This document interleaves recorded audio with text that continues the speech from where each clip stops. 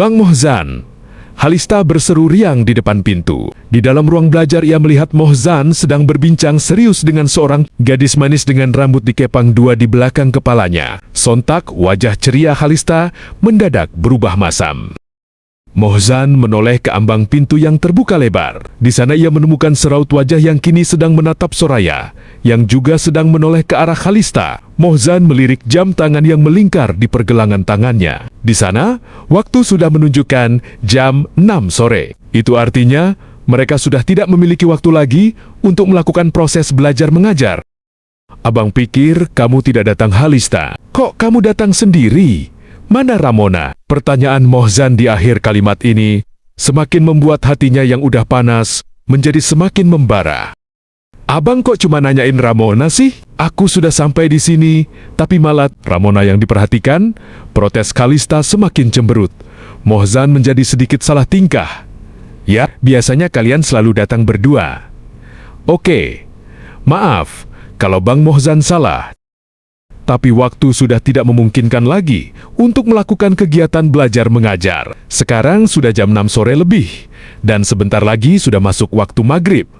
Lagian, abang juga ada kegiatan lain untuk sholat berjamaah dengan adik-adik abang dan bersama Soraya juga. Mohzan memaparkan panjang lebar sambil menunjuk kepada Soraya. Soraya mengangguk mengiyakan.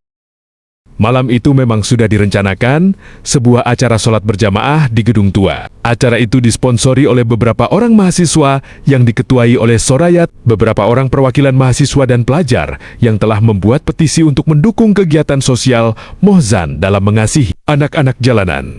Ingin berkenalan dan bergaul lebih dekat dengan anak-anak itu. Sepertinya Halista tidak terima dengan keputusan Mohzan yang lebih memilih melaksanakan kegiatan bersama Soraya dan adik-adik angkatnya. Ia merasa diabaikan, dan ia juga merasa terhina karena Mohzan lebih mengutamakan anak-anak terlantar atau kaum gelandangan ketimbang dirinya yang notabene adalah seorang putri pengusaha kaya raya. Tapi Halista juga tidak rela melepas Mohzan pergi berduaan dengan Soraya. Ia khawatir Mohzan akan jatuh cinta pada gadis manis berpenampilan sederhana itu. Halista segera merubah aura wajahnya menjadi lebih ramah. Ia tersenyum pada Mohzan dan juga Soraya. Lista boleh ikut nggak bang? Tanyanya ramah.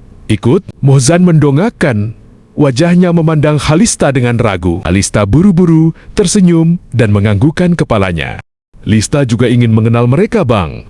Kasihan sekali mereka hidup dengan keadaan memprihatinkan di usia yang masih kecil. Suatu perjuangan hidup yang bisa memberikan pelajaran bagi kita yang tidak mengalaminya.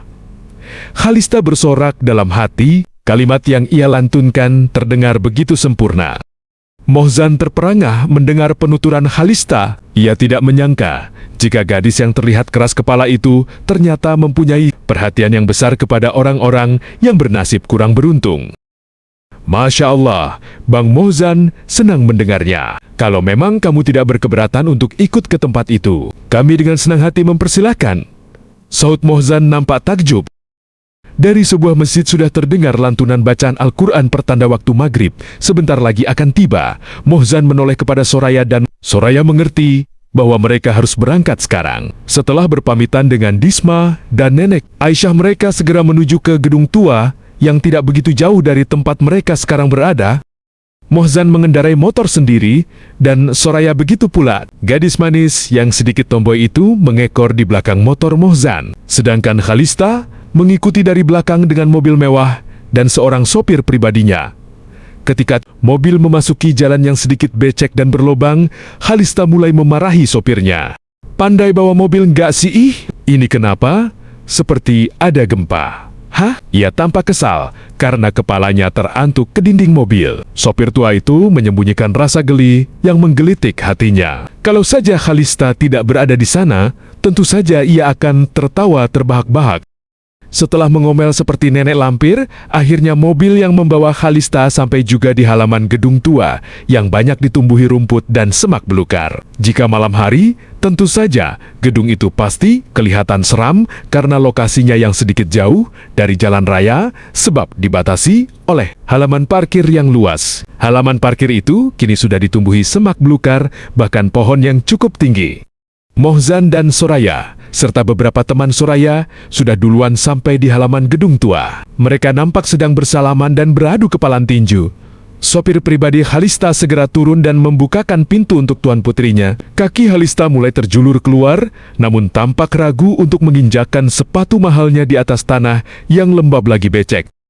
Sopir tua mengerti dan tahu apa yang harus ia lakukan. Ia mencari beberapa potongan papan triplek atau apa saja yang bisa dijadikan pijakan. Di sanalah Tuan Putri Khalista mendaratkan kakinya yang terbungkus sepatu buatan salah satu negara di Eropa. Sana, dalam hati tak putus-putusnya Khalista mengomel. Kalau bukan karena Bang Mohzan, haram aku akan menginjakan kaki di tempat kumuh dan seram seperti ini. Mana banyak nyamuk lagi. Menyebalkan sekali tempat ini. Khalista kasakusuk mengibaskan tangannya agar nyamuk yang menghampirinya segera membubarkan diri. Soraya tersenyum simpul melihat ulah Khalista yang terkadang nampak terbungkuk-bungkuk, meniti papan yang tidak begitu lebar. Ia nampak kesulitan menjaga keseimbangan badan, sedangkan sang sopir tak hentinya menyembunyikan tawa di belakang Khalista. Tiba-tiba, apa yang dikhawatirkan oleh Soraya akhirnya terjadi. Brok! Khalista terpleset dan terjatuh ke atas tanah yang becek. Pakaian yang ia pakai jadi kotor berwarna kecoklatan berlumur tanah, sedangkan sepatunya terbenam ke dalam tanah lembut dan berlumpur. Soraya berteriak melihat Khalista yang kini merayap di atas tanah becek. Teriakan Soraya mengundang perhatian Mohzan dan beberapa mahasiswa teman Soraya yang sedang asyik berbincang. Dua orang lelaki di antara mereka segera berlari ke arah Khalista untuk memberi pertolongan. Keduanya menarik masing-masing sebelah tangan gadis yang terduduk di atas tanah itu. Sementara itu, Mohzan menyusul datang dengan 3 orang mahasiswa lainnya. "Kamu tidak apa-apa, Lista?" Mohzan bertanya cemas. Dalam hati Khalista mengutuk sikap Mohzan yang membiarkan lelaki lain untuk datang menolongnya. Padahal Khalista berharap bahwa Mohzanlah yang akan datang menolong dengan menggendong tubuhnya. Sementara itu sopir tua melengoskan wajah membuang tawa. Ia tidak henti-hentinya menertawakan kesialan yang menimpa Khalista. "Syukurin," ujarnya dalam hati yang terasa geli.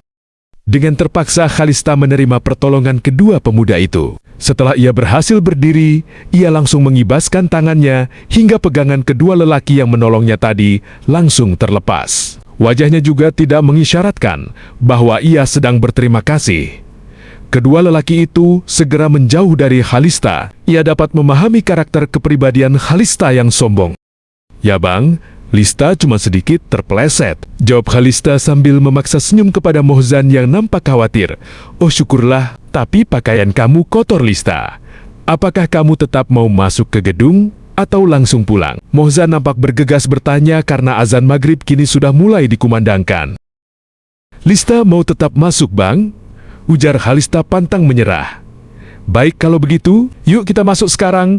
Azan maghrib sudah dikumandangkan," jawab Mohzan memutar tubuhnya dan mulai melangkah menuju pintu masuk gedung tua itu. 5 pemuda dan Soraya mengikuti dari belakang. Khalista dan bapak sopir tua kemudian segera menyusul.